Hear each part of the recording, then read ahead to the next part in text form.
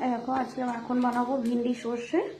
ঠিক আছে, দেখো ভিন্ডি কেটে নিয়েছি, এই লম্বা লম্বা কাটবো, একটু করে চেড়ে নিয়েছি। তেল গরম হয়ে আছে, পাঁচফোড়ন দিয়েছি, এই ভিন্ডিগুলো দিয়ে দেবো।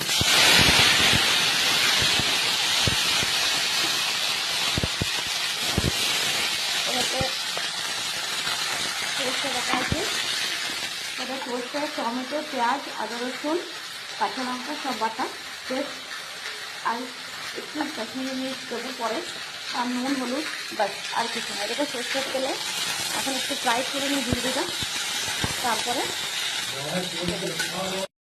এখন হলুদ দিলাম, এবার নুন দেবো স্বাদ মতো,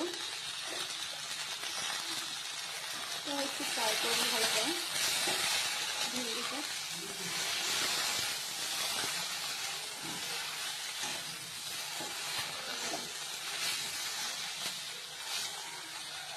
একটু ঝেপে ঝেপে আমি ফ্রাইটা করবো ভিন্ডিটা, একটু ঝেপে ঝেপে করবো। আমি সরষে বাটাটা দিয়ে দেবো,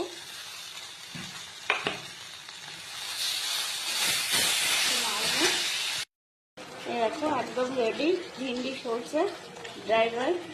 আর একটু শুকাবো আর নামিয়ে দেবো, একদম রেডি। একটু সরষের তেল উপর দিয়ে ছড়িয়ে দিলাম।